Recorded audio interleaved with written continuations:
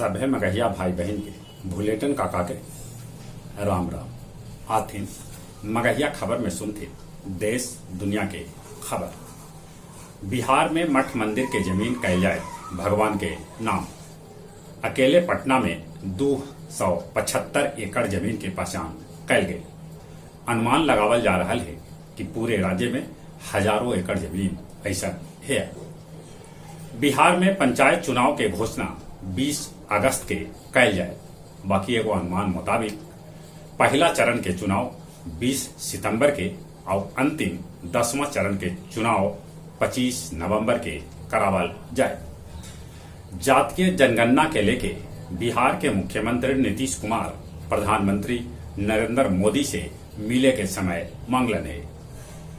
मुख्यमंत्री नीतीश कुमार कल पटना, गया, नालंदा और जहानाबाद के बाढ़ ग्रस्त इलाका के कैलन हवाई सर्वेक्षण। ई बेर 15 रुपया में पोस्ट ऑफिस बहिन सभे के राखी भाई बिजू भेजा। कल जदयू में शामिल हो सका था अपन समर्थक सभे के साथे पूर्व मंत्री भगवान सिंह कुशवाहा। मध्य प्रदेश में बाढ़ से 1171 गांव प्रभावित है।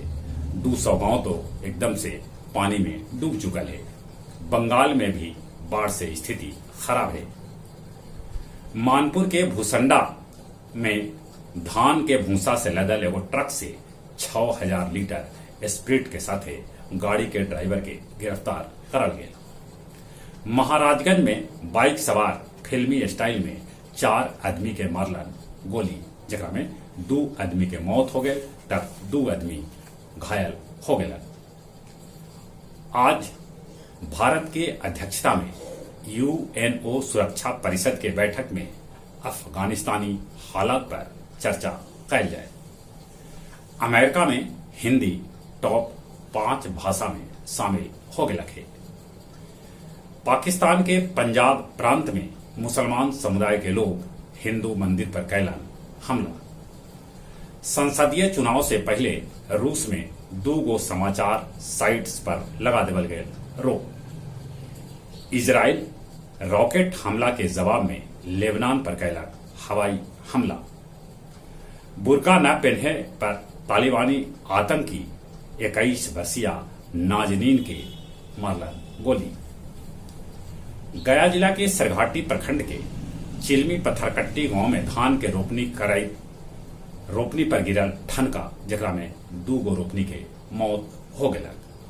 गया जंक्शन पर लोडेड कट्टा के साथे rail section engineer Shashi Kumar रोशन के आरपीएफ गिरफ्तार कैला।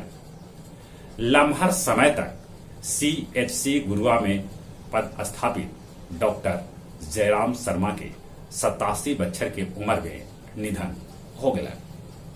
मोहड़ा के फूल बिघा गांव में डायरिया से 18 लोग पीड़ित है। और कुछ खेल के समाचार। 33 स्वर्ण, 24 रजत, 16 कांस्य के साथ चीन ओलंपिक पदक तालिका में नंबर 1 पर बनल है। 57 किलोग्राम पहलवानी में रवि दहिया स्वर्ण पदक से चुकलन, उनका रजत पर करे पड़ल संतोष। इन्हें महिला हॉकी टीम के इंग्लैंड 4-3 से हरा के कांस्य पदक जीत लेला। भारत इंग्लैंड के बीच पहल का टेस्ट के दूसर का दिन वर्षा के कारण खेल बाधित हो गया। बाकी भारत इंग्लैंड के 183 रन के जवाब में 4 विकेट पर 125 रन बनौला।